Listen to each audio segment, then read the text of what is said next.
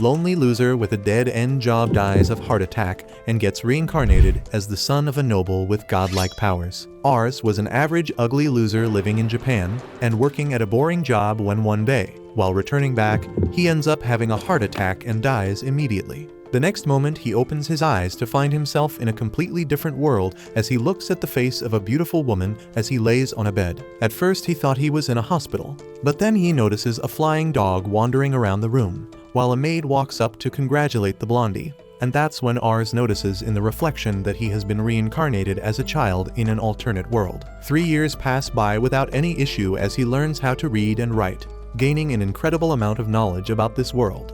He learns that the kingdom where they live is called the Summerforth Kingdom, which used to be divided into 7 different kingdoms before one of them waged war and captured the continent. Inside of the kingdom, he was born in the family of a noble lord of a small village town called Lamberg. He also learns that magic is practiced in this world, which excites him the most. But learning magic remains a dream for him because of his young age. His life is very luxurious as he lives in a huge house, has several servants who always take care of all his needs, while the in-house chef cooks tasty meals every single day. Another thing that is different about him is that he seems to have an ability which no one knows about. To test it, he goes down to the training hall where all the household guards and people with the ambition to join the ranks of soldiers come to train. Everyone seems very happy to see him as he sits down when he spots a man getting his ass handed to him while trying to learn how to fight with a spear. Ars uses his special ability which shows him the stats of any person he wants. He notices that the guy has D rank abilities with a spear and a sword, but he seems to have a B rank in archery. He immediately runs up to him and asks him whether he has ever tired using a bow and an arrow, which the guy doesn't take seriously and laughs it off, as he thinks archery is for cowards and women. Ars tells him that he should definitely try using a bow and arrow once, and the guy would have refused to even try it out. But because Ars was the future lord, he decides to follow his command and picks up a bow as everyone watches. He shoots the arrow, and to everyone's surprise, the arrow hits the mark dead center in the very first try. Everyone thinks that it was a fluke, so the guy starts shooting arrow after arrow, only to see that all of his shots are hitting the mark, making him realize his natural talent in archery. He thanks Ars, while everyone starts asking him how he knew this loser would be good at archery. But Ars doesn't want to reveal his powers, and claims that it's just instincts. The only problem with this skill is that he can't seem to see his own stats, which saddens him a little, but he moves on back into the house. Later at the dinner table, he sits down across from his scary-looking dad and checks his stats only to see that he has a rank abilities across the board, and he is strong enough to defeat 10B rank swordsmen all on his own at once. Daddy asks whether he told the loser to try archery. Ars honestly replies that he did, and his dad simply tells him that it is a good thing for a future lord to be able to distinguish between talented and untalented people. After that dinner conversation, Ars starts learning more about how people rule and learns how twisted and ruthless the real world could be. The rulers of the Summerforth Empire seem to be completely corrupt, while farmers and poor people are revolting all over the area because of poor living conditions, while the politicians are working against the people by using police brutality and other underhanded methods, which makes this world the same as America. He realizes that if this keeps happening, the entire continent will be wrapped in a civil war, and he will probably be forced to lead his forces into battle. This thought truly scares him as he is not a warrior yet and doubts whether a person like him will be able to keep his family and the people of Lamberg safe and sound. The next morning, he sneaks out of the house and starts wandering through the streets of the village market. But even after wearing a cloak, people who easily recognize him as a woman start asking whether he is out shopping. Ars fat shames her and moves on as he starts looking for people with extraordinary abilities using his magic eye. He tries in on a bunch of locals, only to find that they are all a bunch of useless losers with no future prospects. After some time, he sits down as his eyes start watering because of using the magic abilities so much, when suddenly he hears a commotion. A door is flung open while a racist white woman throws a young man out on the streets, claiming that she has no work for the likes of him. He doesn't seem to have knowledge about this race, but notices that people are calling him a Malkin and claiming that he is filthy and disgusting. He suddenly remembers reading about them in a book which stated that these people belonged to a faraway continent and were purchased by the people of Summerforth as slaves. The young man simply sits on the ground hungry and defeated when Ars walks up to him and offers him a piece of bread. This surprises the man, who introduces himself as Ray, while the people standing nearby wonder why the future lord is trying to help a Malkin. At first Ray seems skeptical, but slowly takes the bread and starts hungrily eating it, while Ars uses his magic eye to check his stats. To his absolute surprise, this guy turns out to be a total baller, having multiple A and S rank skills, which reminds him of Lord Raven, his own powerful father, as he realizes that this guy is going to become one of the strongest people in this kingdom. His eyes start sparkling while Ray finds him creepy and starts walking away after thanking him. The future lord follows him into an alleyway, while Ray tells him to leave him alone, but Ars finally reveals that he is the son of Lord Lovant and offers him a job as his bodyguard, bribing him by promising tasty food. Ray ends up agreeing, and they both head back to Ars's house, where they sit down across the dining table as amazing dishes are presented in front of Ars, and he happily looks up at Ray, only to notice that the racist maid brought him an old plate with beans on it. She tells him that she can't serve a Malkin the same food as the future lord, and the butler tells him to get lost as soon as he is done with his food. Ars cannot believe the amount of racism in this country, but unlike a white American girl, he actually does something to solve the problem, and drags his chair beside Ray and also offers him to eat together. The maid and the butler try to intervene, but Ars tells them to shut their mouth as Ray is his guest. The maid immediately serves them more good food, which Ray is more than happy to eat. After that, he reveals that he used to work in a band of mercenaries who raised him since he was a small boy. But in a recent battle, all of them died, leaving him alone in this cold, ruthless world. Ars feels really bad for him and takes Ray into his father's chamber, telling him that he wants to hire this guy as his bodyguard. His racist father takes one look at Ray and denies permission, claiming that Malkins are good for nothing and have no real abilities. Ars stands up to his father and tells him that his instincts are saying that Ray has God-given talents that can't be matched by any average person in the entire continent, so his father agrees to give him a chance. He claims Ray will have to pass a test, which will be to defeat him in combat. Ars gets scared as his father is a total monster and one of the best swordsmen in the entire continent. He tries to say that it won't be a fair match, but his father disregards him and starts walking towards the training ground. He calls for a pair of wooden swords, while the guards and other people in the ground start calling Ray the M-word. Raven tells them the rule, which are that if Ray is able to land a single hit on him within the given time frame, he will be hired as a guard, but if he can't, then he will leave the village immediately. The timer is set, and the battle starts as Raven rushes ahead with a powerful slash, which Ray dodges, but realizes that even with a wooden sword, that attack might have killed him. Raven then attacks once more, which is blocked by Ray, who still can't believe how strong and fast this lord is. Big Daddy keeps going on the attack, while Ray simply blocks and parries, which scares Ars, but he notices that everyone else seems to be surprised, as no one else has ever been able to withstand even a single attack from the Lord. Raven goes all out with his attacks, and manages to hit Ray on the shoulder, forcing him on the ground. But to everyone's surprise, he gets back up again and decides to go all out. As his expressions turn serious, he rushes towards Raven, who tries to counterattack, but Ray dodges and slides beneath him, only to attack from behind, using the sun rays to his advantage, which blinds the Lord. Even after that, Raven manages to block the attack, but this is the first time anyone has ever tried to land an attack on the Lord.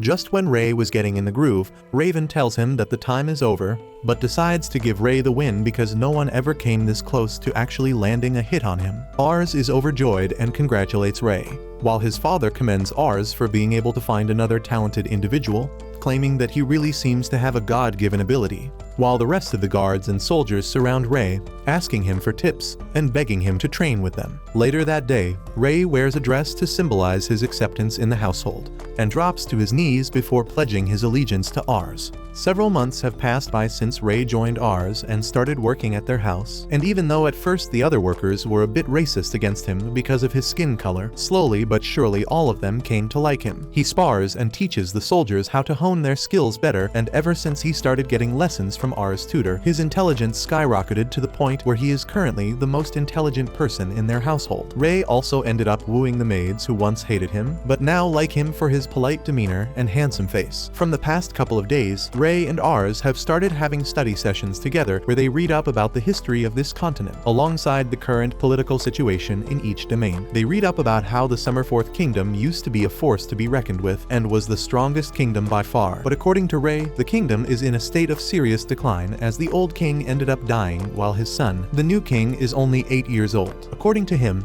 all the power right now is in the hands of the politicians surrounding the young king, who are trying to use him to gain as much power as possible. Because of all this, the government is unable to rule properly, which is leading to several revolts all over the country. And because of that, the lords and dukes of these regions have started ignoring the kingdom and are maintaining their own personal army to deal with these conflicts. Rs realizes that their county has seen no revolts up till now, but the fact that his father is training every single day while making preparations to get more soldiers must mean that conflicts can arise in the near future. He decides to find more talented people like Ray who can help them in the case of a war, even though he never wants it to happen. Rs asks Ray where does he think the war will first erupt if it were to happen, and without a doubt Ray replies that it would be the county near them whose lord is really old and fragile. According to him, the lord can die any day now, and the war will likely begin on the matters of succession. Ray explains that the lord has 2 sons, and technically the older one should inherit the position, but everyone knows that the younger son is more capable and will make a better leader. If the conflict of succession isn't resolved before the lord dies, both the brothers will fight against each other and the entire kingdom will have to choose sides. Rs asks which side will his father choose, and Ray replies that they will probably choose the big brother because according to the laws, he is the rightful heir. Rs thinks about how his father is still alive and can deal with all these problems, but worried about what might happen if something went wrong and his father got hurt. Ray tells him that they should be on the lookout for excellent talent which can strengthen their position and increase the safety. Rs wholeheartedly agrees with this, and both of them get ready to enter the nearby town to scout some talent. While moving through the front yard, Raven stops them and tells them to be on the lookout for a good mage, as a good wizard can be the key to winning a lost battle. Rs knows that his father doesn't have any magical talent, and once he handed Rs a magical gem to bring out his latent powers, but he turns out to have no aptitude for magic and his father never asked him to try again. They leave their small county and wander off to the nearby town, which is much bigger than their small village town, and the people here seem to be more wealthy than those in his hometown. He tells Ray about how he wants his county to be like this one day, and Ray simply smiles while Rs starts searching for talent amongst the local population. Sadly, he can't find anyone with even above average skills, and sits down for a while after getting tired. Ray tells him not to worry as this town has 50,000 people, which is 10 times more than their village town, so they will definitely find someone. While walking through the wide streets, Rs suddenly notices a small dingy alley where a bunch of poor people are sleeping in the open. He is surprised by this, as he wasn't expecting this huge city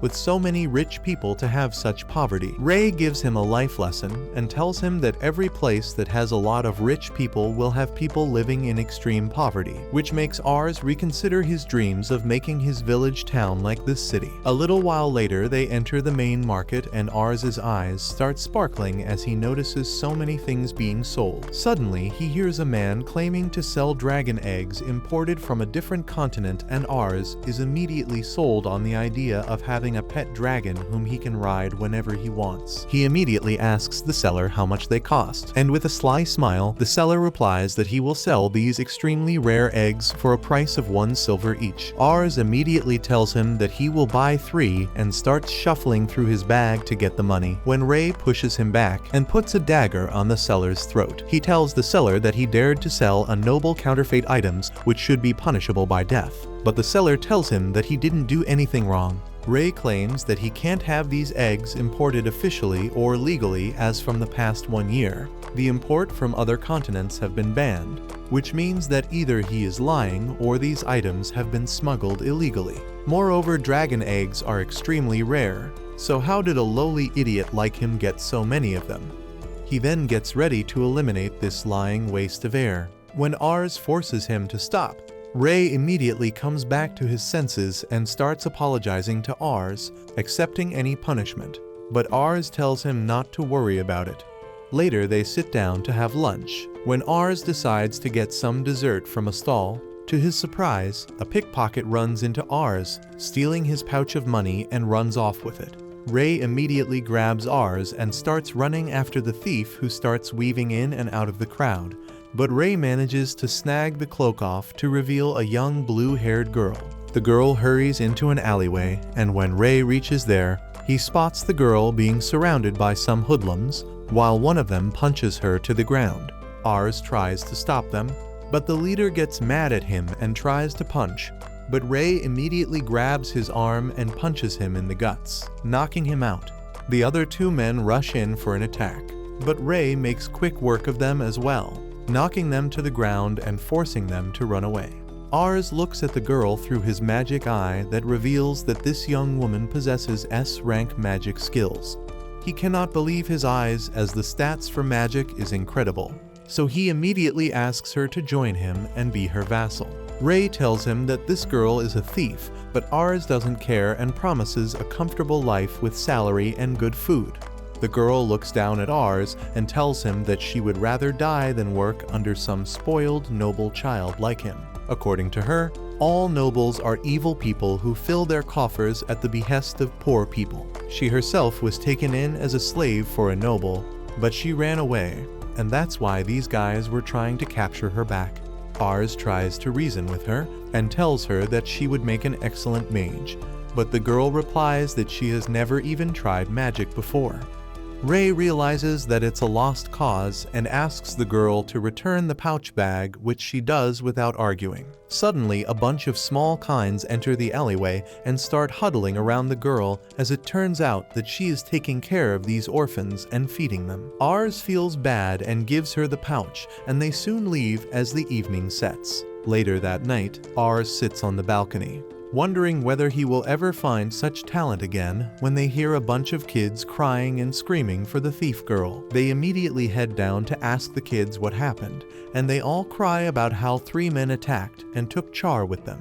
Meanwhile, Char is taken to the other side of the city, where the goons throw her down on the floor in front of the slave trader. They start beating her up, but she takes all the damage without letting down a single drop of tear from her eyes. The slaver tells the goons to be careful with her face, as the perverted noble who wants to buy her wants the face to remain as pretty as possible. The goons promise to be careful, but one of them spots the pouch of money that Ars gave her, so he takes it off, only to find out that it's loaded with money. Suddenly, Char gets up and snatches the pouch back from the hooligan and tries to make a run for it.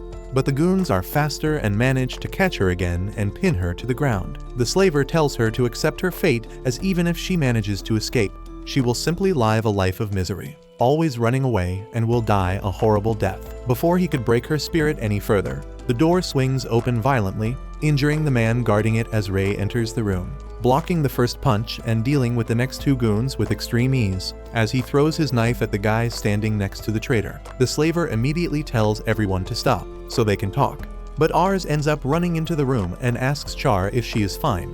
The girl seems to be surprised to see him here, while the slaver realizes that this little kid seems to be a noble because of the way he is dressed and the way he talks. The slaver calmly asks what he could do for him, and Ars replies that he wants him to free the girl at once.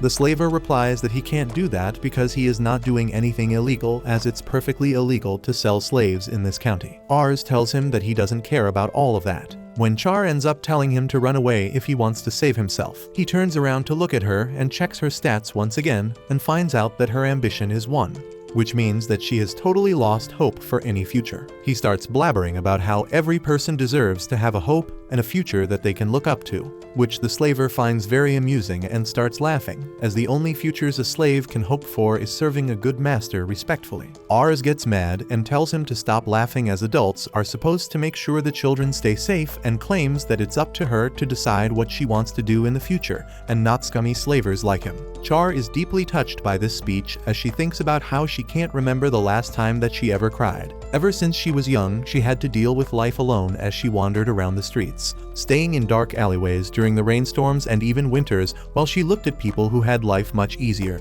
She was forced to steal to make ends meet, and even then she couldn't sustain herself or anyone else, no matter how hard she tried. Watching someone stand up for her made her emotional, as tears starts flowing down her cheeks. The slaver has had enough though, and claims that he was talking very respectfully because the kid was a noble. But now he is interrupting business for no good reason, and he is a little too early to be this woke. A bunch of goons come down the stairs and gather around them as he threatens to hurt them. But Ars simply looks at Ray, who tells him not to worry as everything is under control.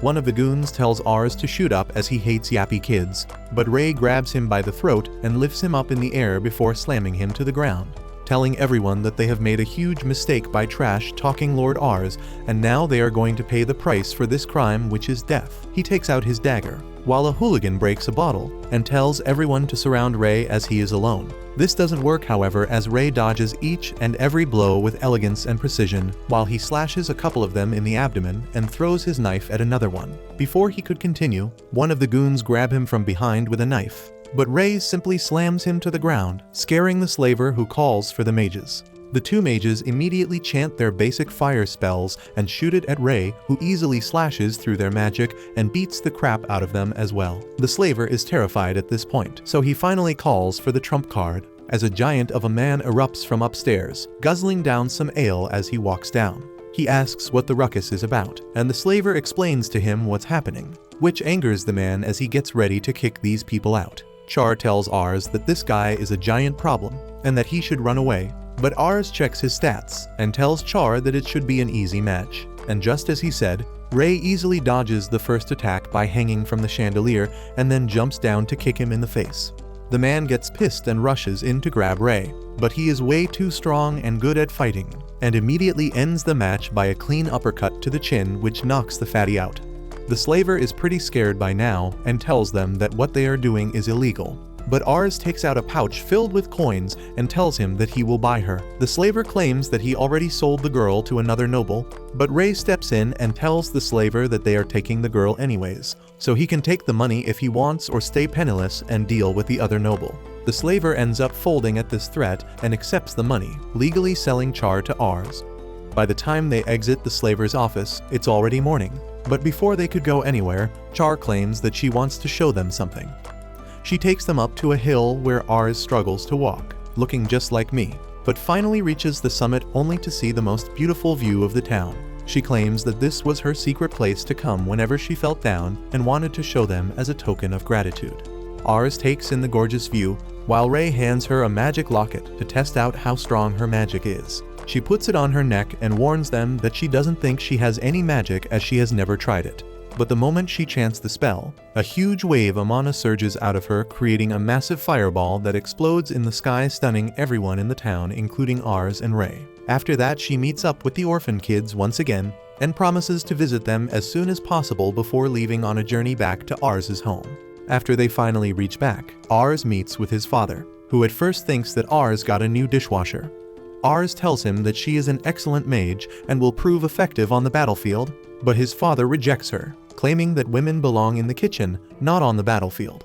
To prove her worth, Char fires an insanely strong fire blast in the sky, shocking Raven, who immediately folds like a deck of cards and welcomes her to the Luvent family, and they all go inside, ready for the adventures waiting to unfold the next day. It's been 3 years since the day he recruited Char to be her vassal, and since then, his father has taken parts in multiple small and big battles, easily winning them all. Even though the mood of the entire continent is pretty bad because of constant wars, the morale of the soldiers of this county is pretty high thanks to his father's amazing war tactics, and also because of Char, who has grown into a beautiful woman who is incredibly potent at the battlefield.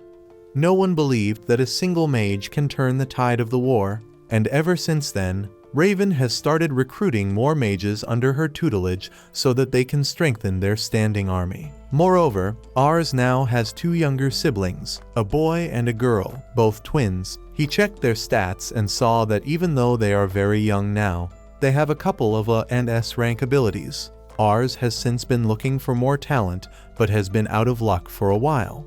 But Ray tells him that he has found some information about 2 hunter brothers who are supposed to be pretty highly skilled. Ars gets excited immediately and tells him that they should head over to meet them and check whether their abilities are for real or not. A little while later, he heads out to the forest alongside Ray to find the small hut in the forest where the hunters live when they are intercepted by Char, who is sitting atop a tree branch eating a sandwich. Ars tells her that they got some information about a couple of hunters who moved into these woods recently, and they are just heading out to meet up with them. Char tells him that she is free for the day, so she will also go with him as his escort to make sure he stays safe, and that she definitely does, as she puts him between two airbags to make sure he is protected in the case of a crash. While Ray gets jealous and tells her that maybe she should walk because the horse is being strained by so much weight. She tells him that she has been fighting in wars and getting results, so maybe he should show him some respect. While they were bickering, some bushes start rustling and a wild boar appears out of nowhere, scaring the horse, but is immediately shot down by an arrow.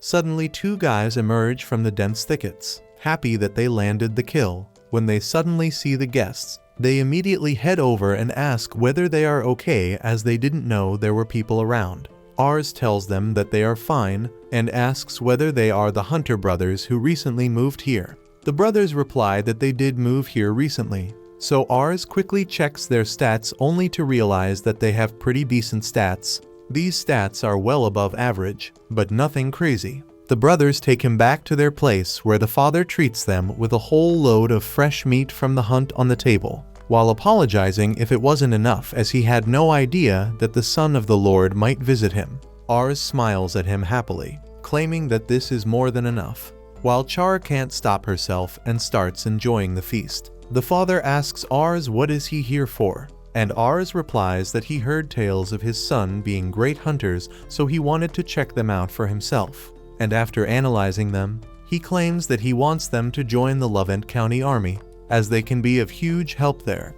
The father is beyond happy, as he can't even believe that his sons can get the chance to become a high-ranking soldiers. While Ars was asking about the youngest son, Char notices that a small boy tries to steal a piece of bread and quietly runs away. But his father scolds him and tells him to properly introduce himself. Ars doesn't think much of it first, but decides to check his stats regardless. What he sees next completely blows his mind, as the kid has 100 plus intellect and is an S-rank tactician. He spills all the drink as he starts coughing, while thinking that this amount of intellect is legendary, and he doubts that anyone in the entire kingdom can beat him in terms of smartness. His father apologizes for the kid and claims that unlike his older brother, Rose is pretty clumsy. But Ars's eyes are starry as he looks at him, and claims that he definitely wants to make Rose his vassal. This shocks the old man as well as his sons, who can't believe it. The father tells Ars to reconsider, as Rose will just be a nuisance, but Ars walks up to the child and excitedly asks whether he would like to be his vassal and work for him. The kid looks up with fear, as he thinks that these people are going to force him to take arms and fight in battles. He starts crying and immediately refuses, claiming that he will end up dying easily. His father scolds him for talking this way to a noble, but Rose simply runs away and hides inside his room. Ars is sad because he keeps getting rejected all the time, but the father apologizes to Ars, claiming that Rose is no good, as ever since his mother died, Rose has kept himself shut off inside the room alone, and unlike his brothers, he never practices archery or wood splitting, making him a bad hunter. Ars tells the dad that physical strength is not everything, and that unlike his brothers, he has an incredible amount of intelligence, which will make him an excellent tactician. Ars doesn't want to back off, and tells the old man that he will try to convince him once more. He enters the room where he spots the young boy reading a book. But as soon as he sees Ars, he starts crying again. Ars tries to calm him down, claiming that he will never harm him, and asks whether he likes to read books. The kid replies that his mom used to read him books, but this is the only one they have, so he keeps reading it whenever he remembers her. Ars decides to sweeten the deal a little bit and promises that he has a giant library in his house where he can find every single book imaginable. This entices the young boy, but he asks whether he will let him take one book, and Ars agrees. Later that day, they arrive back to the mansion alongside the three brothers, but Rose immediately starts crying when a good boy tries to play with him. Ars asks Char to give the older brothers a tour of the place. While he takes Rose back to his library, the boy is immediately entranced by the sheer number of books inside the place and start picking them out, while Ars claims that he needs to study as well, and will meet up later. A couple of hours pass by and Ars suddenly wakes up only to realize he slept while studying. He immediately runs down, scared that Rose might have ran away.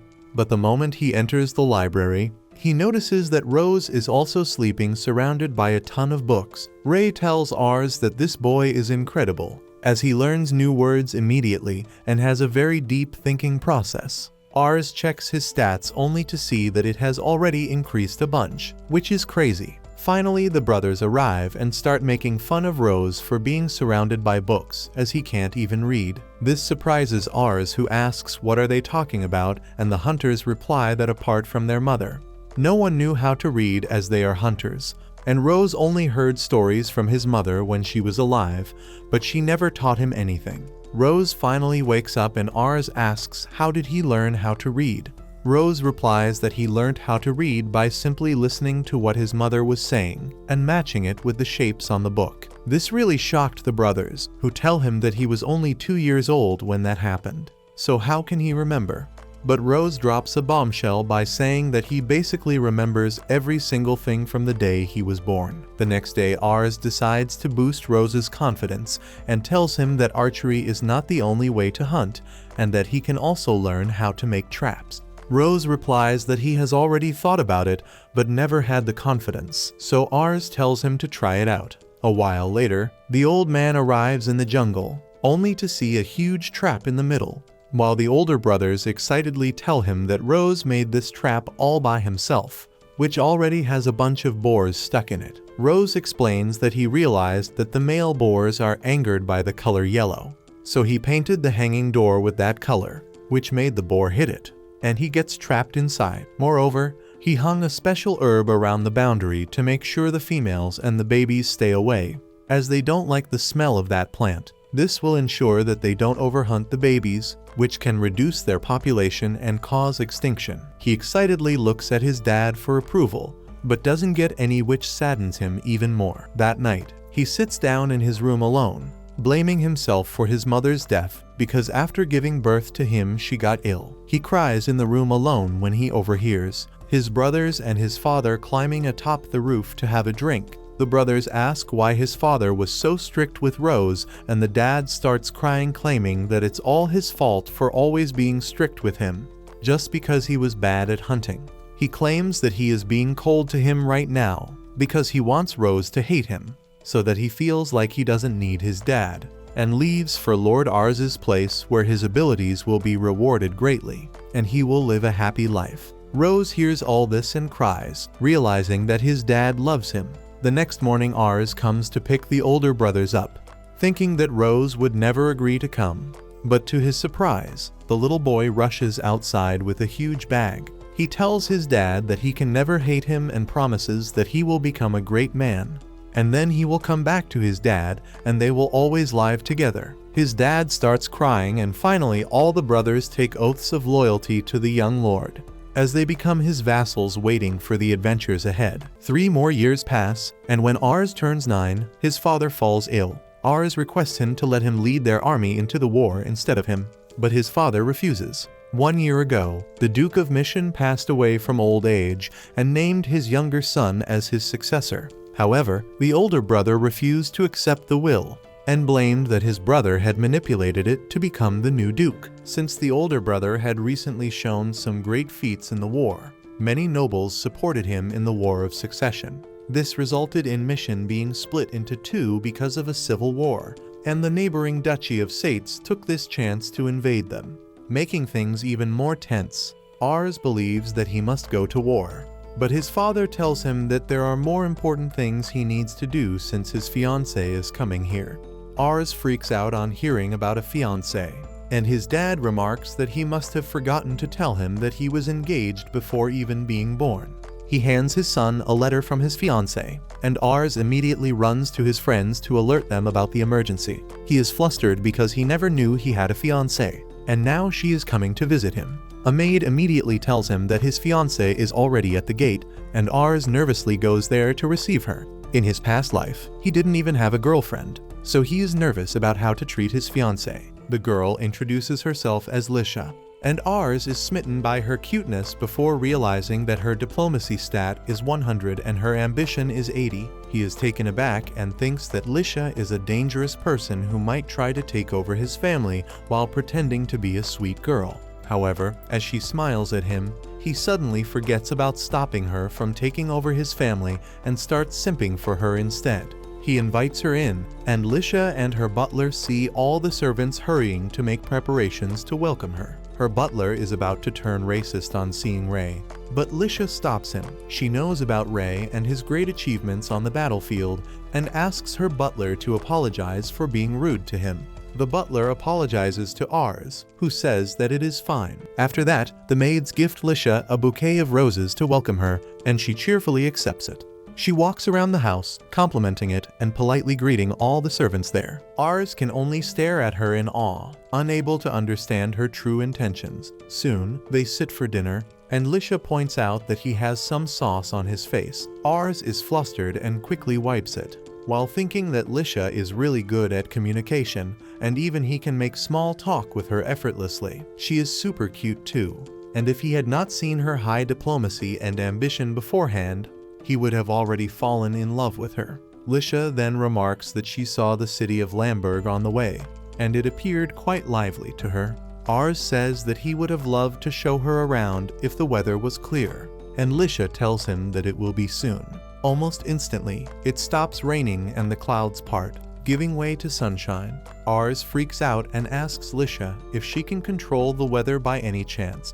She denies the allegations and says that she just saw the clouds on her way here and figured out that they would pass quickly. Lisha asks Ars to show her around the town now that the weather has cleared, and he is more than happy to do that. They head to the market, and everyone greets Ars and asks him about the girl with him. He introduces her as his fiancée, and the ladies immediately start spreading around the good news. Ars soon comes to a place where two merchants are fighting because one of them delivered the wrong type of magic stones to the other. Ars thinks that he must resolve the fight as the heir of this territory, otherwise Lisha will declare him incompetent and usurp the territory. Suddenly, Char comes there and offers to one-shot the two merchants to silence them for good, but Lisha tells her that she can't. She immediately identifies her as the legendary magician and claims that she is a great fan. Lisha butters Char up and asks for a handshake and succeeds in winning her over. After that, she asks Ars to let her handle the conflict in exchange for a small favor from him, before he can even make up his mind about her request. Lisha is already in front of the two merchants and asks them to stop fighting lest they ruin their handsome faces. She introduces herself as Ars's fiancée, and the men stop fighting and congratulate her. Lisha then tells the magic stone merchant to sell his sound magic stones to her because they don't have them in her territory. She also offers the second merchant to buy the fire magic stones he needs at a low price from her territory because they have a volcano there. She says that it is the perfect solution for them, and gives Ars all the credit for coming up with this idea. The merchants believe her and thank Ars. Woe takes this chance and asks them to always keep written documents about the deals they make. After everyone disperses, Ars thanks Lisha, and they resume their tour. They are returning back home in the evening, when Lisha wants to cash in her favor from before. Ars nervously waits for her favor, but Lisha just wants to know what kind of girls he likes. He is stunned because he really doesn't understand what her true intentions are. He knows that her intelligence is far superior to his, but he is ready to take his chances. He tells Lisha that he likes people who are honest and truthfully express their intentions. She simply smiles and says that she will take it as a reference. That night, they have a nice dinner, and then Ars goes to sleep, still wondering what his fiancée's true intentions are. As he lifts his bedsheet, he is shocked to find Lisha hiding there, but she asks him to be quiet. Ars says that she is in the wrong room, but Lisha tells him that she came here on purpose to surprise him. She refers to their conversation where he told her that he likes honest people, and she wants to talk honestly to him now. Ars pours them tea to start the conversation, and Lisha asks him what he thinks of her. He spits out his tea because of the sudden question, and asks her what she means. Lisha reveals that she has a skill that can allow her to see a person's emotions even when they are hiding it. When she met Ars for the first time, the emotion she read on his his face was doubt. Lisha claims that she tried to be friendly to him to lessen his doubt, but it only grew, and he even asked her to be honest with her. She asks Ars what exactly is he suspicious about, and he realizes that all this trouble started because he had a look at her status. He decides to be honest with her, and reveals that he can see the various attributes of other people. He saw her high diplomacy and ambition, which led him to wonder if the nice behavior she is showing was just an act. Lisha understands everything now and admits that she indeed has high ambitions. Ars asks her what kind of ambitions, and she blushes as she says that it is every woman's ambition to find an outstanding man who will fall in love with her at the first sight. Ars turns red too, and the atmosphere becomes awkwardly tense between them. He realizes that it is true that as a daughter of a noble, Lisha will need an outstanding husband to thrive, and he wonders what she thinks about someone like him, who is the heir of a small territory. She laughs and remarks that she was able to read his thoughts accurately just now. She says that this territory is indeed small, and had Ars turned out to be a lousy person, she would have done anything to get out of her engagement with him. That comes as a shock to Ars, but then Lisha tells him that now she really wants to marry him. She states that their family is weak right now, but she can see the talent in Ars to make it big and powerful. She could see that he is loved by his people,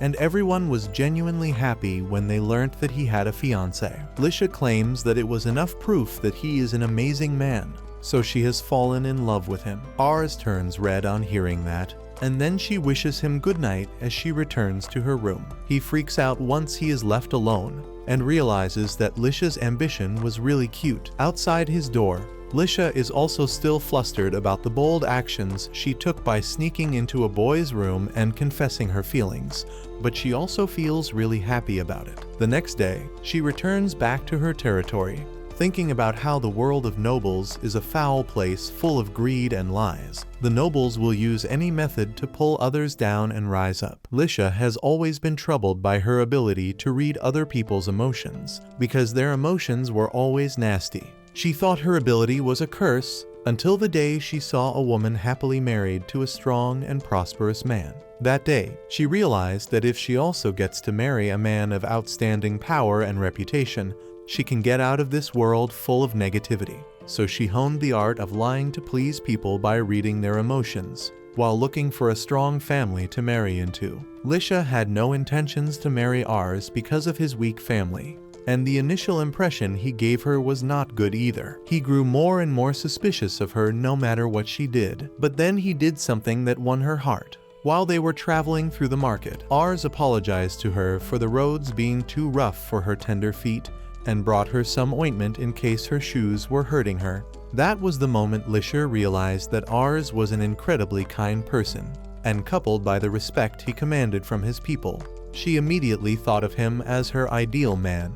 She fell in love with him at that moment. Now, Lisha thinks that Ars is capable and strong, but he is also kind, and she cannot let that become his weakness. As someone who will one day be the closest person to him, she swears that she will destroy all obstacles that come in the way of their happy future.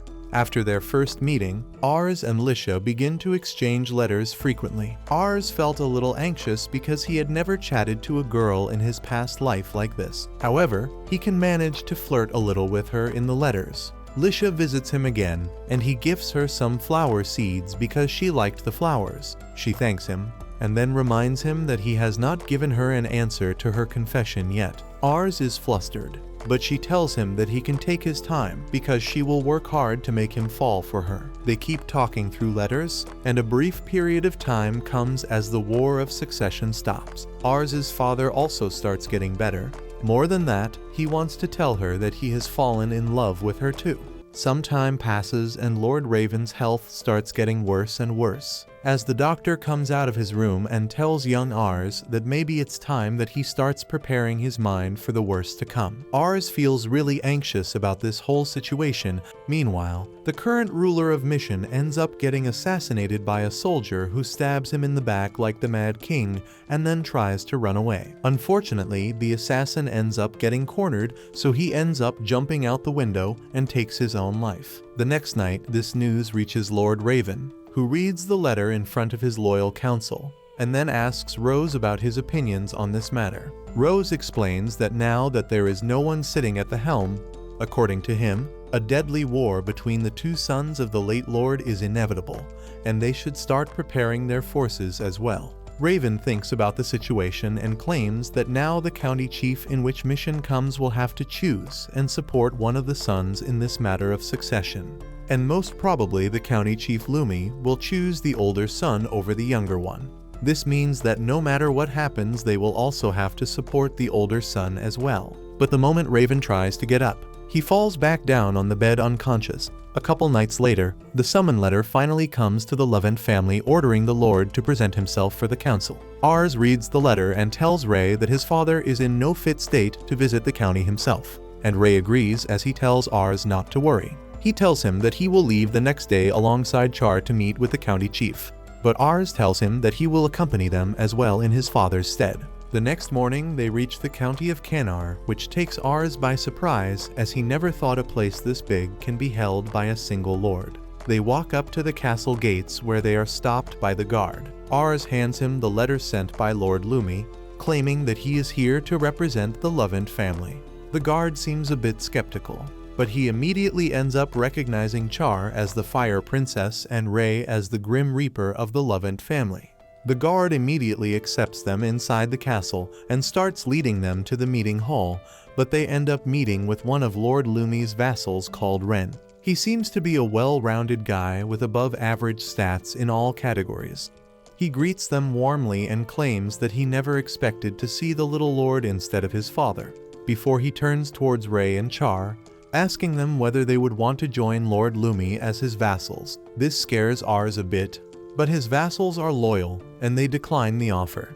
Soon Ars enters the meeting hall and immediately starts feeling like a fish out of water because of the intense atmosphere, so he simply takes a seat at the table. One of the old guys remembers Ars from when he was a child and offers him some cookies while the fatty looks at him with disdain. Suddenly, the door opens and all of them stand up as the Lord of Canar enters the room alongside Ren. Ars immediately starts peeking at the stats of Lord Lumi and realizes that as expected the Lord seems to have very high stats and abilities. Even though it is nowhere near his father's stats, Lumi's trustworthy counsel in Ren gives him all the attributes he lacks. According to Ars, together, both Lumi and Ren are probably going to make the best decisions for the country. The Lord tells the other lords to stay seated, as he explains that the ruler of Mission was murdered, which means that a bloody war is at hand. He tells them that he called all of them out to make it clear that they are all going to support Lord Curran, the older son over the younger son. And if anyone has any issues, they should speak now. Both the old guy as well as the fatty immediately claim that they have no problems with it. Ars also follows their lead and promises to support the older brother in the upcoming war. The Lord continues by saying that all of them should have a standing army at hand, because he fears that the neighboring county may try to take advantage of this situation and attack them. If this happens, they will have to make sure they have enough troops to defend. After that, he dismisses the court, but before leaving, he walks up to Ars and praises him for attending the council in his father's stead. Lumi claims that even though the territory of Lamberg is very small, in recent years they have been acquiring some unbelievable talent, which has resulted in them becoming one of the strongest forces around. He tells Ars to keep up the good work and moves out. Before Ars could move, however, the fatty stops him and introduces himself as Lish's father. He tells Ars that his daughter has been very upset lately because he is not returning her letters anymore. Suddenly Ars remembers that he wanted to send her a reply, but every time he sat down to write, something or the other interrupted him. The fatty claims that he knows his daughter was really smart even since a young age, and because of that, he didn't put a lot of attention on her. Because of this, she started spending more time in the court and learned all the tactics and deceit from the politicians. He finally tells Ars that he was skeptical at first about this boy lord who she wanted to marry, but now he is convinced that Ars can handle her, and he apologizes for glaring at her. Ars apologizes back and promises to write back to her. Back at the Lamberg territory, Lord Raven praises Ars for attending the war council, and calls him a grown man for taking that step. This really makes him happy, but he knows his skills are still very weak, so he starts training every day with Ray. Sadly, even though everyone is improving, he can't seem to improve at all. Ray tells him to take a break, but he refuses as he knows he can't take any chances. He remembers how during every mock battle he was soundly and badly beaten, as no matter how many books he might read, he can't defeat anyone with actual practical experience. Suddenly Rose runs into the yard and gives Ars a letter. The letter turns out to be from Lord Lumi, alerting everyone that the neighboring county is invading the old lord's territory and they need to march against them. This really scares Ars, but he knows his father is not fit to lead an army, so he calls his troops and tries to give a speech. Suddenly, his father appears behind him and claims that he will lead the troops. And when Ars tries to protest, Raven simply replies that he isn't a warrior yet. To prove it, Raven brings a prisoner on death row and tells Ars to watch the execution, promising that if he can remain calm, he will let him lead her troops to battle. The criminal gets taken to the block where he is beheaded immediately, and just as Raven expected, Ars is still too kind and weak as he starts puking on the ground. Raven orders his troops to move out, and they all follow him, leaving poor Ars behind as he cries over his own weakness, wondering whether he will ever see his dad again after this war. The conflict was a drawn-out 1-month battle in which their forces were outnumbered by more than 5,000 men. But because of Rose's excellent tactics that outclassed the enemy generals, Char's magnificent magic attacks that shook the enemies to the core and filled them with fear, while Lord Raven and Ray used their deadly combat abilities to cut through the enemy lines like a hot knife through butter. Their armies finally prevailed and defeated the much larger enemy forces before capturing the castle. After a month-long conquest, Lord Raven and his bannermen returned home 4 days after Ars's 12th birthday. His wife and the 2 younger kids stayed by their father's side as his condition worsened, scared that they would lose their father. By the time night fell, Ars came back bruised and battered towards his father's chamber and asked Ray about the condition of his father. Ray explained what's up with his dad and how bad his conditions are before asking whether someone hurt Ars. He simply replied that he got the injuries while training and that it's not a big deal. He feels sad because his father was forced to lead the conquest, even after being so sick, just because Ars was not ready to do so. Ray assures him it's not his fault because he is still very young, but it doesn't matter to Ars, who thanks him for kind words before turning back. Char tells Ray that she heard he has been training ever since they left on the conquest, and his behavior has changed. He has stopped laughing and has forgotten everything as he trains day and night against people stronger than him in hopes of becoming better. Suddenly, their thoughts are broken by knock at the door, which Ray gets concerned about because it's so late, who it is only to find Lisha alongside her butler waiting in the front door. She seems very concerned and apologizes for coming in so late, but Lisha straight up asks whether Ars is okay. She claims that ever since the conflict started, his letters have become weird. Earlier, they used to be full of emotions as he talked through the letters, but nowadays his letters seem more or less a formality as there are no emotions in them. Ray apologizes from his behalf and tells Lisha not to think badly of him as he has his own reasons. But Lisha claims that she is not upset, but she is just worried about Ars and asks what's up. Ray decides to tell Lisha about all the things that happened involving the execution and how he blames himself for his father's declining health because he wasn't strong enough to take control of the situation. Lisha feels really bad for Ars and decides to go check out on him, but the moment she reaches the training ground, she hears sounds of a very intense sparring match between 2 people. She opens the door to peek inside and notices Ars fighting against one of the soldiers, but he doesn't seem to be strong enough to overpower him. The soldier asks Ars to let the matter rest for today as his body is not in the shape of fighting anymore. Lisha was also going to call him out and tell him to stop.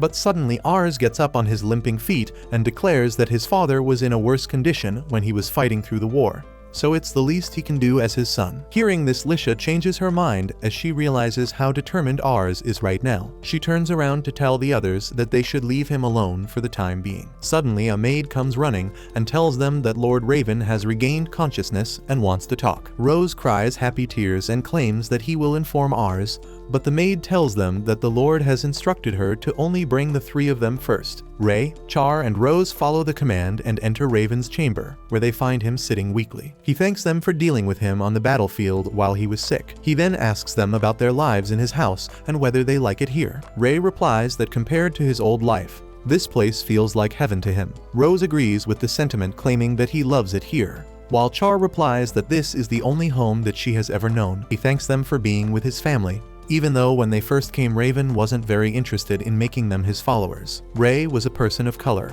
Rose only 5 years old, and Char was a measly girl, but they all have grown up and proved their usefulness to the Lovend family. He claims that Ars is not yet strong enough to face the battlefield right now, and thrusting lordship upon him at such a small age will be very cruel. But he doesn't think he has any other options now. Standing on the death's doorsteps makes you realize how many things you have left undone, as he regrets not taking Ars to the battlefield before to show him the cruel reality of this world. He always tried to shelter him from the tough cold world, thinking that he could protect him. But now it's too late, as he doesn't think he will survive a lot longer. He talks to them as a father and not as their lord, as he begs with them to support Ars from now on when he can't, and bows in front of them. Tears start falling down Rose's cheeks as he claims that he will study as hard as possible and make sure to help Ars with every single problem that arises. Char claims that he doesn't know anything about leadership, but she wants to help Ars realize his dream of creating a utopia, as she has full faith in him. Ray speaks up and claims that his life was nothing before he met Ars, as he gave meaning to his life, and promises to fight alongside Ars as his sword and shield till the day he dies. They all thank Lord Raven for entrusting them with this task and take their leave. After that, Lisha is called in as the other three leave, and this is the first time Lisha is meeting with Lord Raven. He apologizes for meeting her in this condition and claims that even though she hasn't met him before, he has met her before. It was years ago, when her mother died. Raven also went in the funeral, where he saw Lisha as a young girl crying in grief like any other person would. But when her younger brother started crying because he was hungry, Lisha immediately wiped her tears away and gave her brother some cookies to eat. It was that day Raven realized how kind she was and decided to offer a betrothal to her father with Ars. He begs her to be with Ars during his time of trouble and help him manage the territory. Lisha starts crying as she tells him how hard Ars is trying to be like his father, which brings a smile to his face as he claims that she seems to be truly in love with him. She leaves the chamber only to find Ray looking solemnly at the moon, and after getting out of eyeshot, he bursts out in uncontrollable tears, seeing the condition that Lord Raven was in. A little while later Ars was called in, and he came in with a bunch of medicine. As he starts telling his father about all the research he has been doing regarding his condition, and also claims that he might have made some breakthroughs. Raven tells his son to sit down beside him as he starts talking to him like a father and tells him his story. He claims that he was from a poor territory where the Lord was extremely corrupt and taxed the poor farmers heavily. Tired of all this, Raven ended up running away from his home and territory and reached the main town, where he saw the mayor for the first time in his life. The mayor looked magnificent on his horse, and ever since that day Raven decided to make something out of the cards he was dealt and started learning how to swing a sword on his own. Soon enough he became good at it and ended up distinguishing himself in several battles, which slowly resulted in him being promoted to the status of a lord of the territory of Lamberg, and that's where his life truly began.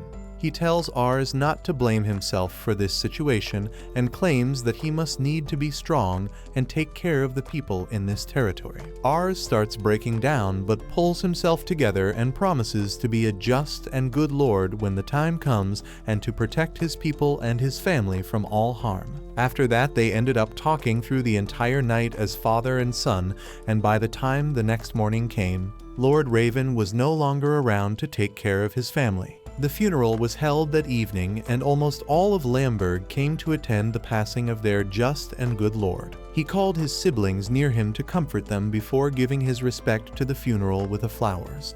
Tears come down his eyes, but he mans up and tells his subjects that his father has taught him a good many things, and he talked with him the entire night. He claims that his father entrusted him to take care of the entire territory. He turns towards them and honestly claims that he is not as strong as his father, nor is he as seasoned, but he promises to always take care of them to the best of his abilities and asks for their support during these tough times.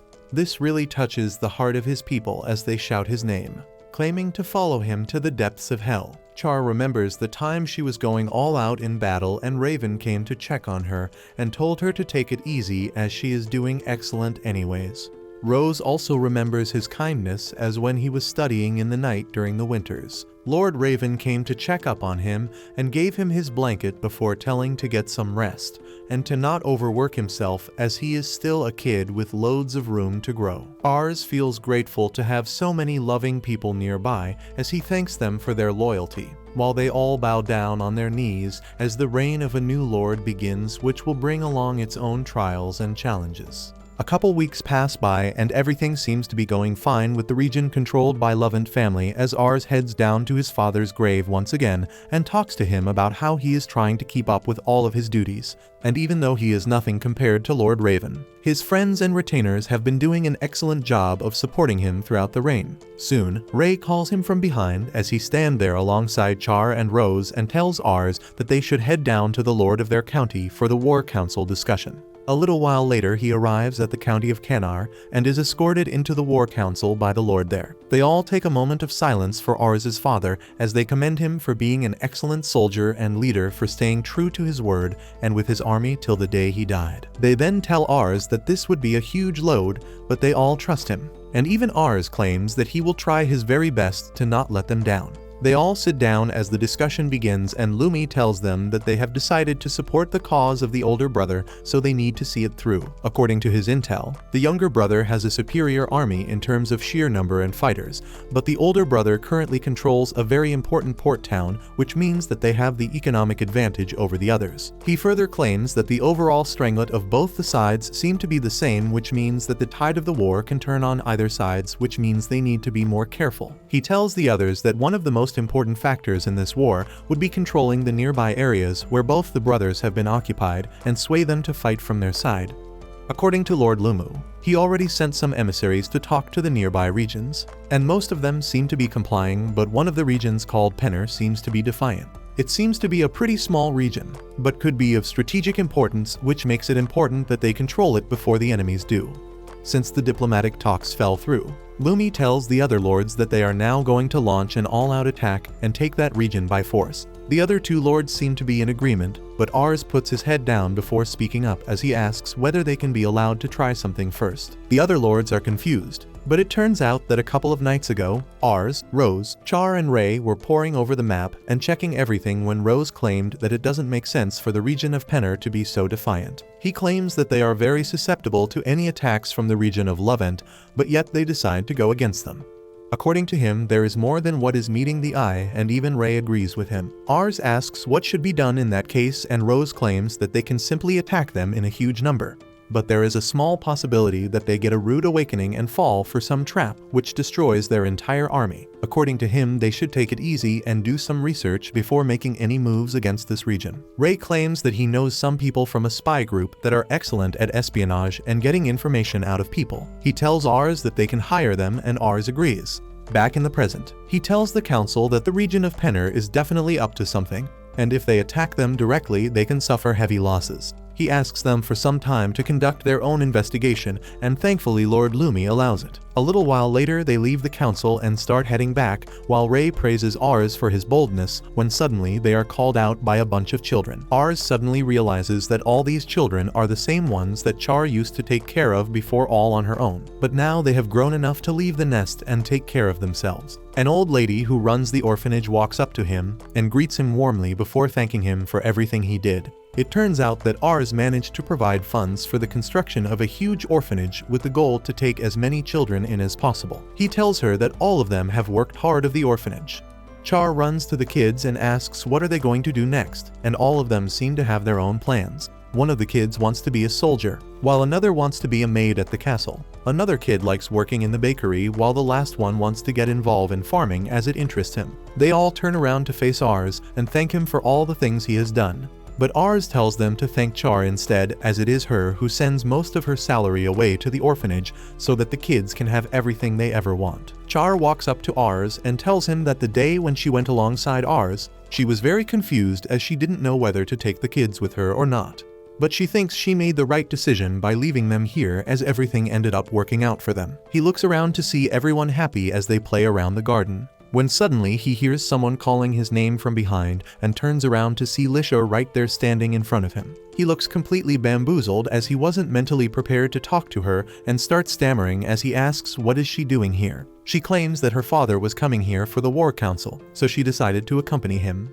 and when she heard that Ars was also here, she immediately left her chambers to try and find him. She looks around to see happiness all around her when suddenly a young girl walks up to her and puts her dirty hands on her royal dress. Ars immediately freaks out, thinking Lisha is going to get super upset and promises to buy her a new dress. But to his surprise, she doesn't seem bothered at all and immediately takes off her shoes and starts playing with the children as Ars thinks about how lucky he is to find a fiancé like her. That night, they decide to stay in the orphanage itself as Lisha talks with Ars and Rose, while Char sleeps on the bed with the kids. Ars explains about how he plans to meet with a spy group called the Shadows and how he is going to try and infiltrate the territory of the enemies for information. Lisha finds all that very interesting and tells Ars that she wants to accompany him.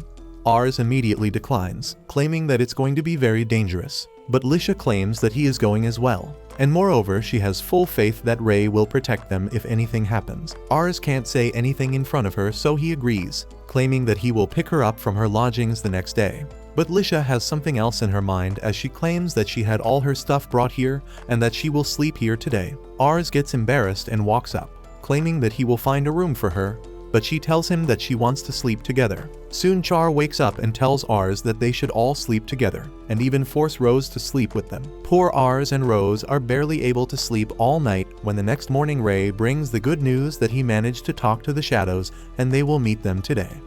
They bid goodbye to the people at the orphanage and start walking out together while Ars thanks Ray for getting in contact with the Shadows.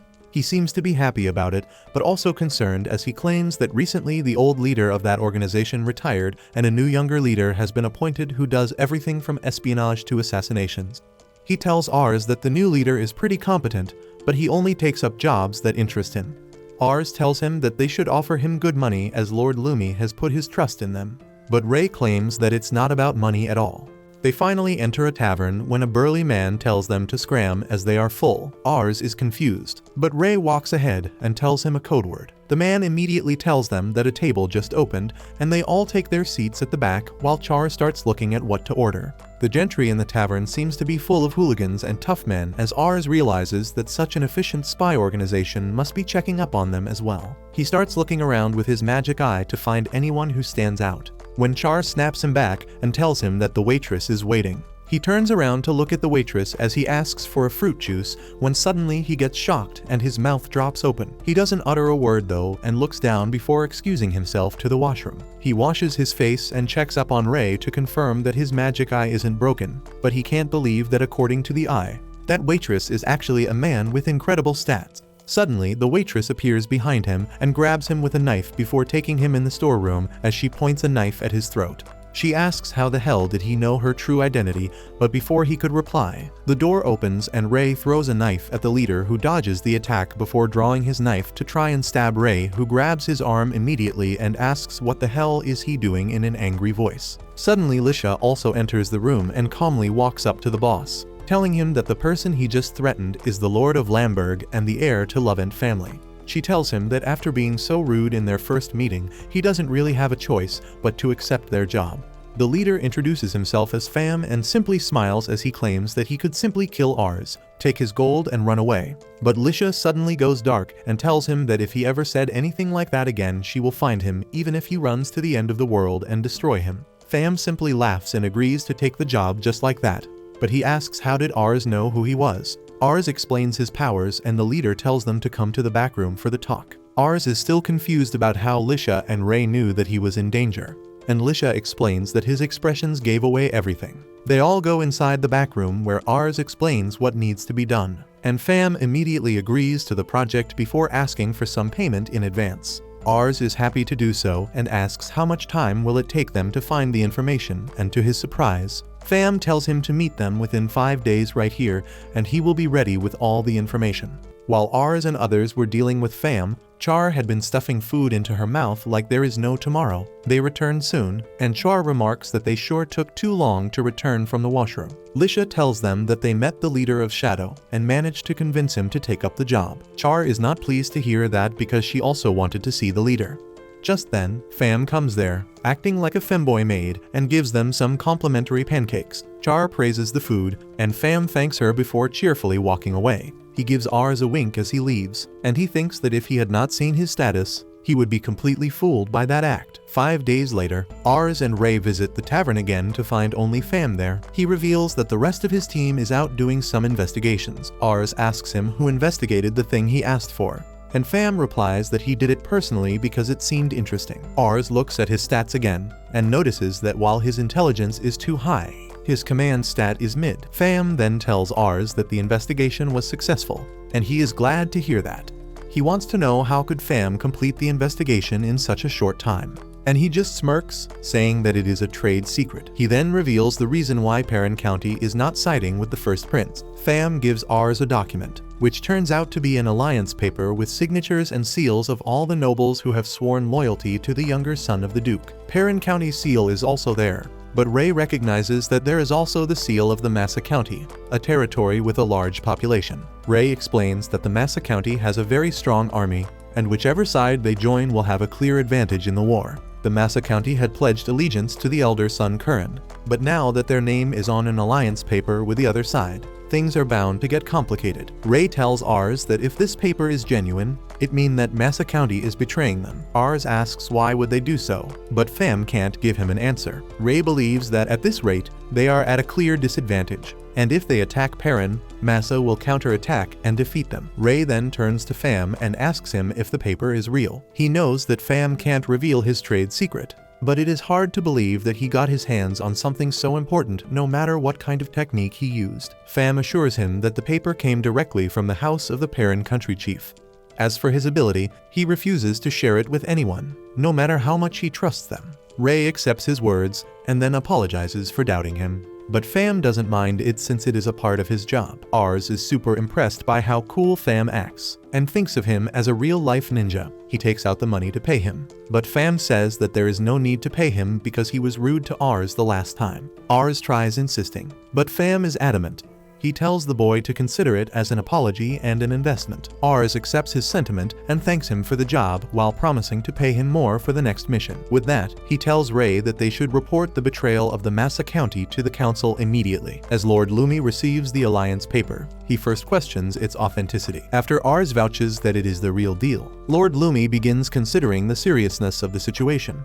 He tells his assistant to immediately send this message to their nearby allies. He then praises Ars, saying that if he had not worked so hard, they would have walked right into the enemy's trap. Ars tries acting modest, but then Lumi's assistant finds that there is something wrong with the alliance paper.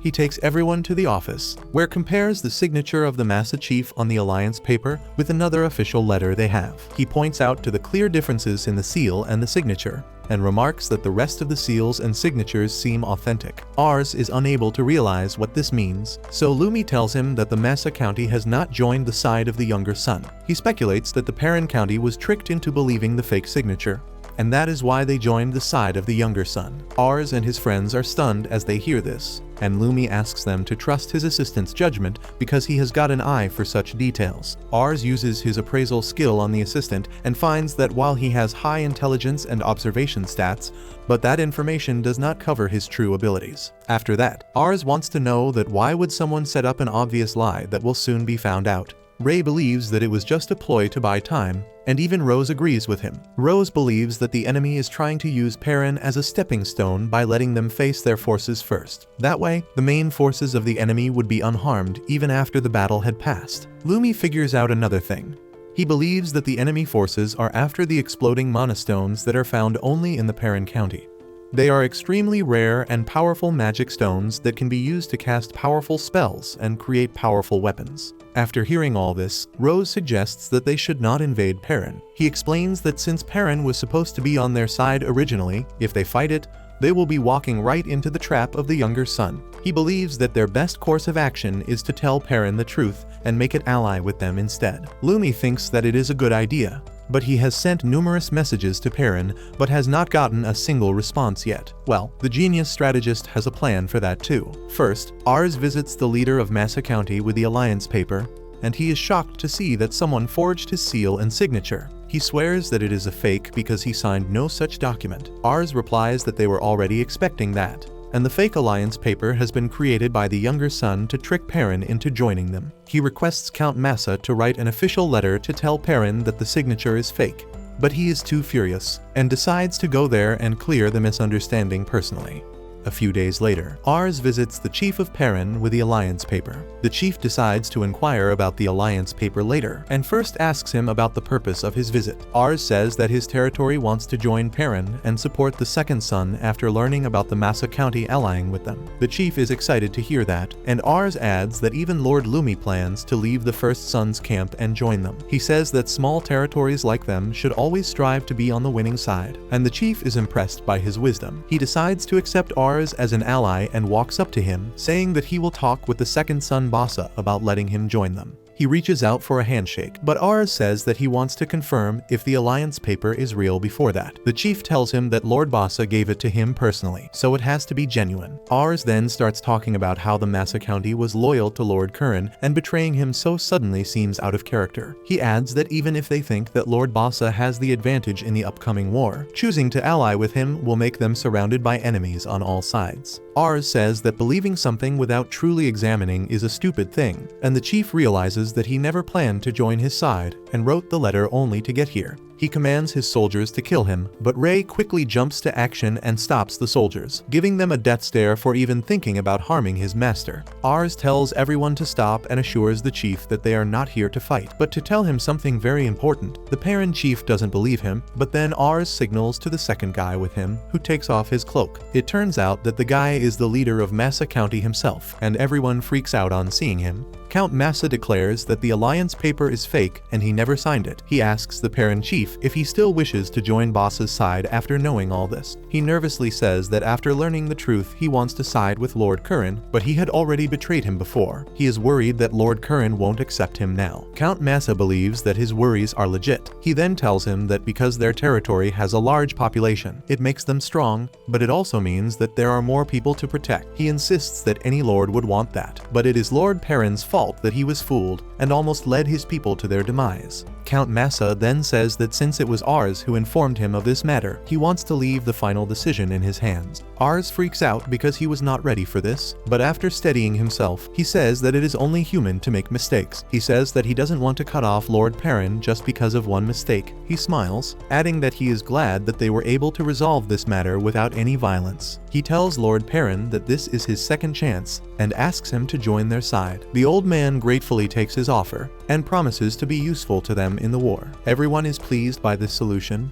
and Count Massa decides to head home because there is nothing more for him to do here. He tells Ars to inform Lord Lumi about this too, and he promises to do so. He also thanks Count Massa for coming all the way here with them, and he replies that he doesn't need to be thanked. He credits Ars for this whole peaceful resolution and says that brilliant people like him are the hope of their country. Ars is glad to hear the praise, but Count Massa concludes it by telling him that he needs to work a lot on his acting though. Afterwards, Ars visits his father's grave and tells him all about the incident with the Perrin County. Soon, Ray and Rose come there, remarking that the winds have started to grow cold. Ars also realizes this and says that it seems winter is coming. He then thanks Ray and Rose, saying that thanks to them, this whole matter ended without anyone getting hurt. He then walks to the edge of the cliff overlooking his territory. He says how the lords of Perrin and Massa County are both working hard to keep their people safe. After seeing them, Ars has also started dreaming of becoming a great lord. However, he knows that he cannot do anything without the help of his loyal allies.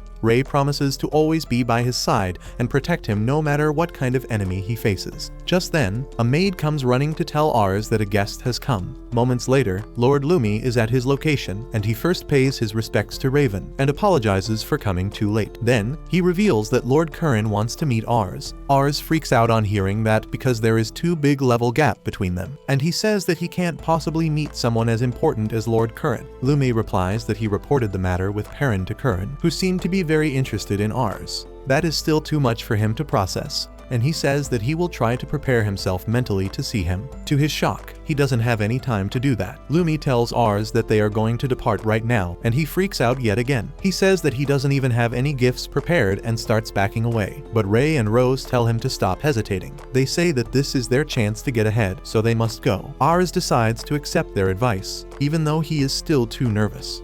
Soon, they ride in the carriage and Rose asks Ray if they are doing the right thing by leaving Char behind.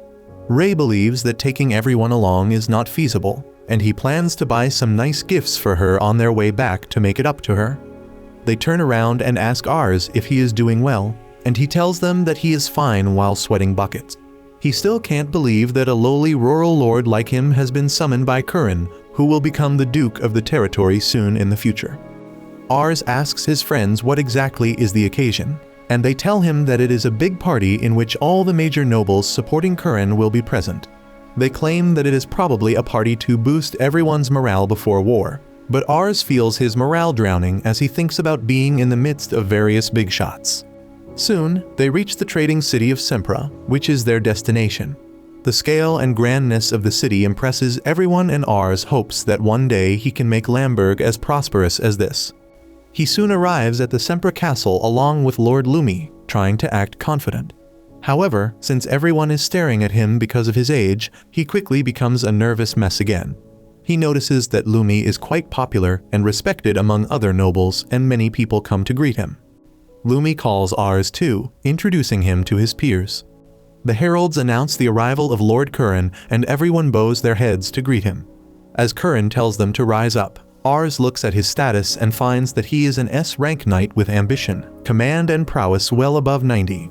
Ars is blown away by his high stats and believes that he is truly a person worthy of being their leader. However, that makes him recall that the second son Bassa is said to be even more talented than Curran. Ars wonders how great Bassa must be to overwhelm someone like Curran. He starts doubting that either Bassa uses some other means to appear great, or someone is trying to lower Curran's reputation through rumors. Curran then addresses everyone, talking about how their Duchy of Mission is going through tough times because his younger brother Bassa waged war on him even though he is the rightful heir. Curran says that it is an unfortunate thing that the Empire has decided not to intervene with their matters even when they are heading to a civil war. He declares that in the past 200 years, the Empire has become greatly corrupt and fallen off from glory. He says that the current Empire doesn't have long to last, and soon it will crumble down, giving way to a new era. Curran declares that when he wins the war against Bassa, he will become the ruler of Mission and declare it as the Nation of Mission. Everyone is bowled over by his high ambitions and wonder if he plans to declare Mission as a free nation after gaining independence from the Empire.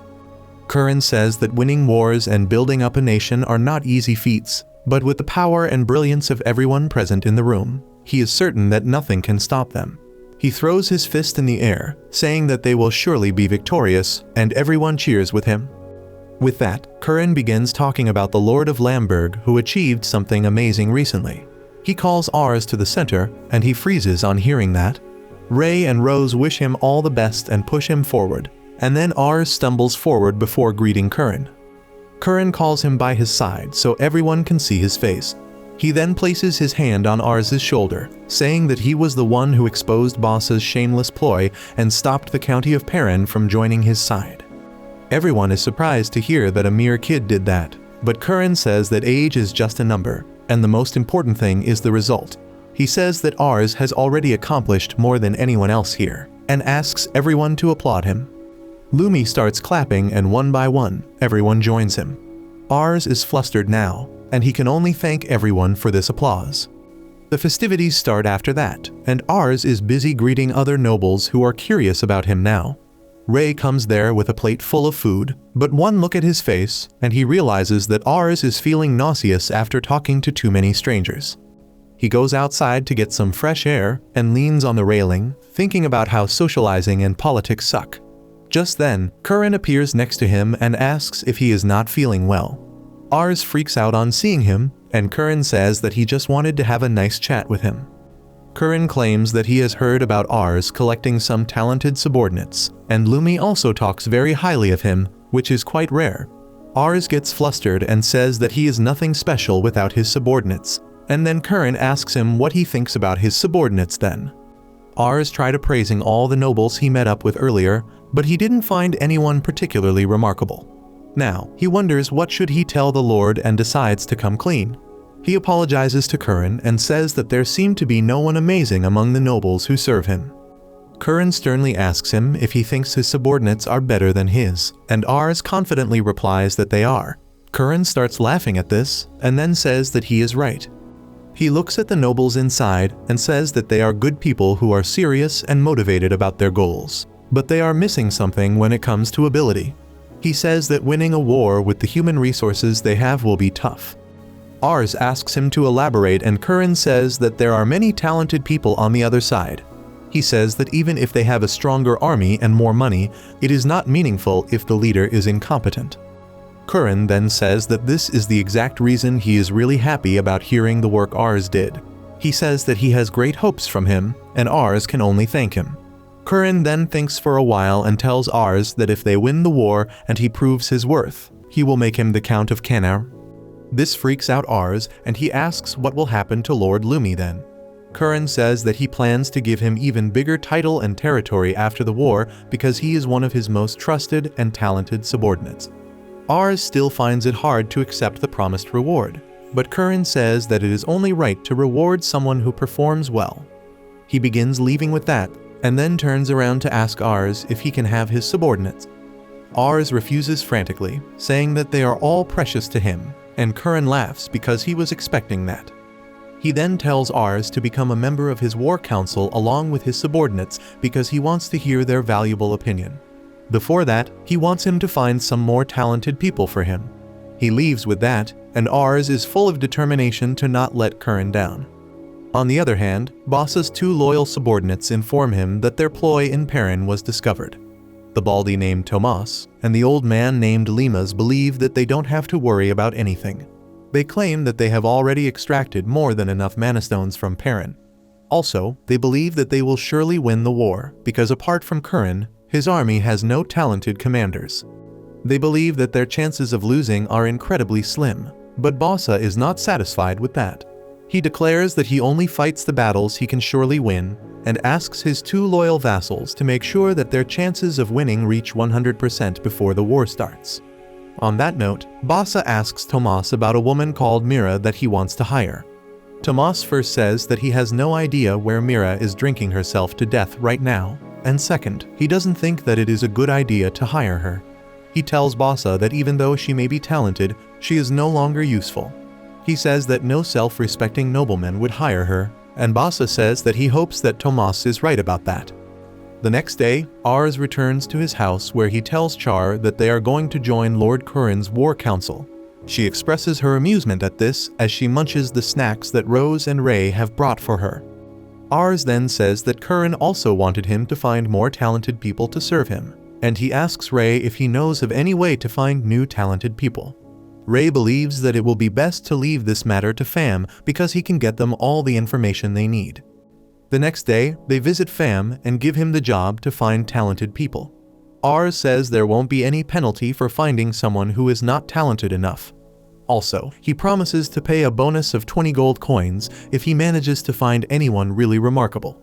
Fam is really glad to hear these terms and accepts the job immediately. Ars and Ray leave the tavern after that, when suddenly a drunk hooded woman bumps into him. She helps him up, and even though his subordinates are angry, Ars easily forgives her. The woman then enters Fam's tavern, and he uses his best femboy voice to say that they are not open yet. However, the woman takes off her hood and says that she is not here to eat but to get a job. She can even tell that Fam is a man, and she asks him to hire her. Just then, one of Fam's underlings comes there, and he recognizes the woman as Mira because they are old drinking buddies. Mira doesn't recognize him, but she wants her drinking buddy to help her find a job because she is dead broke and homeless right now. The man refuses to help her because she has already borrowed too much money from him and tries pushing her out. However, Fam says that he wants to hire Mira because she looks interesting, and they need more hands anyway. The man is shocked and asks Fam if he is certain about that, but he assures him that everything will be fine. Mira is glad that she is hired and begins working immediately. She messes up the orders right from the beginning, begins drinking without permission, and then spills the food on customers while trying to serve them.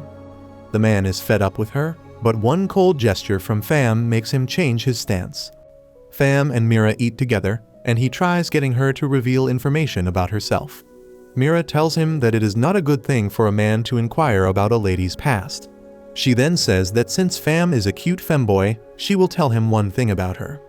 Mira says that she has a stupid younger brother and they both used to work for an old man, but he recently died or so she heard. Fam asks her about the old man, and Mira says that he was quite poor, but he was an interesting old man and had high dreams. Turns out that the old man she is referring to is the late Duke of Mission. The man refuses to believe this story, but Mira has Fam's complete attention now. She says that staying in just one place was boring, so she quit working for the old man and started traveling. She soon turned broke after spending all her money on alcohol, and that brought her here. Mira says that she doesn't mind being broke and homeless because it is more fun this way. Fam tells her that he knows of a more fun place to work, and asks her if she would like to go there. Later that day, Ars and his friends receive a letter from Fam to tell them that he has already found a talent. Just as they finish reading the letter, a maid tells them that they have a visitor who is interested in working here. They head out to meet the person Fam has sent, and everyone is doubtful because it has not even been one full day yet. They reach the gate and find that Fam has brought the drunk Mira with them. Ars remembers her as the drunk woman who bumped into him yesterday, and she laughs as she apologizes, even though she doesn't remember anything. She then asks Ars if he really is the Lord of Lamberg, and he affirms. His subordinates don't seem to be impressed by Mira, and even Ars wonders if she is really capable. He decides to appraise her stats first, and what he finds blows him away. Her intellect and ambition are both above 100, and she is an S-class strategist. Not only that, she is stronger than most elite knights, and Ars steps back, calling her a monster. Ars sees that Mira's command and prowess values are very high, and her intelligence is greater than even Rose. On top of that, her ambition is at 100, which is way above even Lisha. Ars can only keep staring at Mira with his mouth wide open, and she simply asks him if he will hire her or not. As Ars confirms her full legal name, Ray is shocked, because that is the name of the advisor of the former Duke. Mira confirms that she is the same person, and Char remarks that she is impressive. Ars still can't comprehend why the advisor of the former Duke would be here. When Rose suddenly tugs on his shirt, he seems cautious of Mira, and even Ray believes that Ars should not make her his vassal. He believes that she is a notorious person, because she was deported. Not only that, her younger brother Tomas is the right-hand man of Bassa, so she is too closely connected with their enemies. Ray believes that there is a good chance that Mira is working for the enemies, and Ars begins sweating as he starts thinking that she might be a spy. However, Mira laughs and claims that her little brother is stupid and she won't cooperate with him. Ray tells her to shut up, and then asks Ars to send the woman away. Ars keeps staring at Mira and Fam, and then he finally decides to accept Mira as his subordinate. Both Ray and Rose are shocked by his decision, but he confidently tells them that Mira has great abilities. He wants to trust that her high ambition does not make her an enemy, because her other abilities are so high that he is willing to take a risk. Mira feels a bit embarrassed that Ars trusts her, and he manages to convince his subordinates to accept her into the team. After a couple of days, Ray rushes into Ars' office with a complaint about Mira. She slept till noon instead of doing her duties, and kept drinking while others trained. When they confronted her, she told them that it was not a big deal and resumed drinking. Ray is furious at her, and he clearly tells Ars that he made a mistake when he picked her for the job. Just then, Rose also comes running into the office. He is on the verge of crying and says that he doesn't want to study with Mira any longer. He says that instead of teaching him anything, she made him run and even sent a flying dog to chase after him while she kept drinking in the corner. Rose cries, saying that exercising makes no sense for a thinker like him, and asks Ars to send Mira packing. Suddenly, the entire mansion is rocked by an explosion in the distance. Everyone is thrown into panic, and they rush outside, preparing for an enemy invasion. However, it turns out to be the work of Char, who has blasted a hole in the middle of the mansion pathway with Mira coaxing her. Char seems to be getting along very well with Mira, and that creates another headache for Ars. He tries being optimistic about it by saying that at least it was not an enemy attack, but the other people of the mansion don't agree with him. The soldiers and servants have complaints about Mira's behavior that causes nothing but problems for them. She replies that this is who she is, and changing herself right now will be too hard for her. She turns to Ars to give his statement as he is the boss, and he tells her that she should try her best to work with everyone, or he will have to think about their complaints seriously. Mira is troubled by this because she doesn't want to leave this place, and that confuses Ars. He wonders what reason could Mira have to stay in a place where no one seems to like her. She tells him that after the late Duke, he is the only person to have accepted her so fully. However, she realizes that it is not enough, and she must get others to accept her as well. So she proposes a mock battle, because she is more effective on the battlefield than on the training ground. Ars says that it is too sudden, but Ray and others are raging to take up her challenge. Well, Ars has no choice but to accept the arrangement, And on the day of the mock battle, he finds Lisha in the house as well. He had written about Mira and the mock battle in his letters,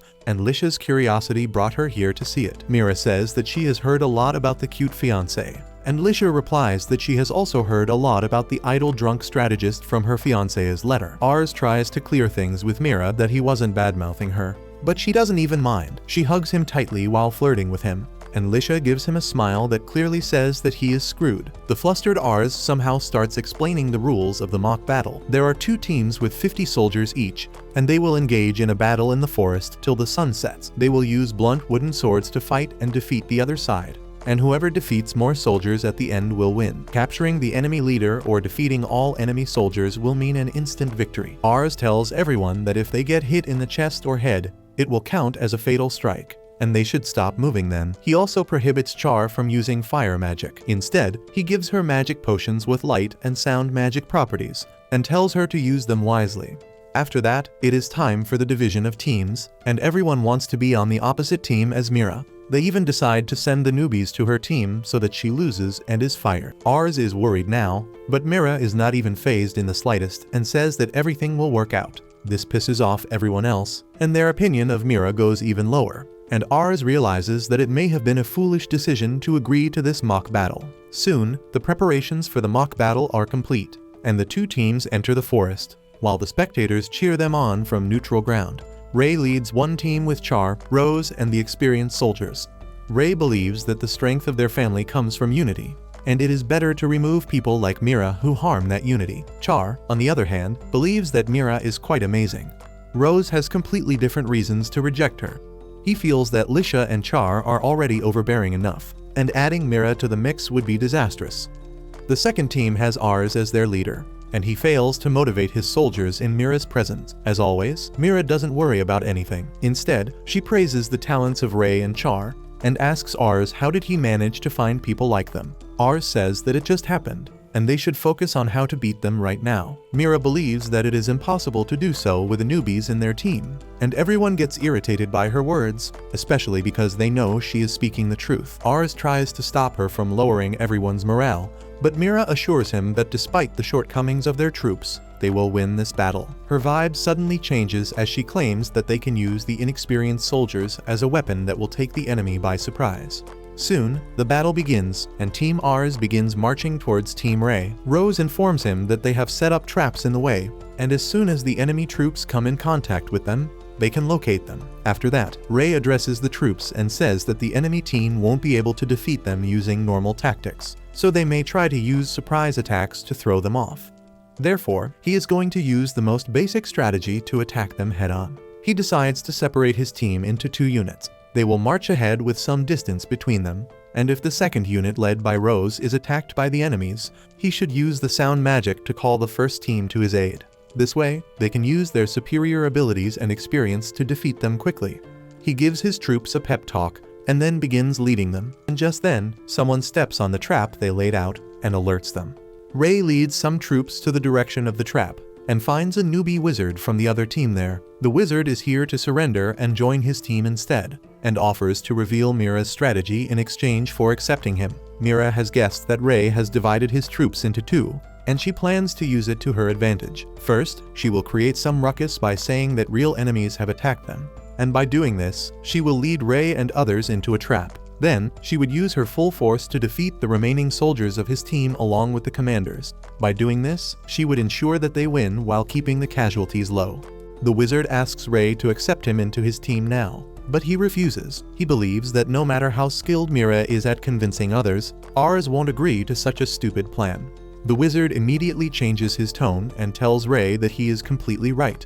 In fact, Mira sent him here on purpose to give this fake information to him. But he just can't stand her. He knows that it is wrong to betray a fellow soldier, but he believes that is for the sake of Lord Ars.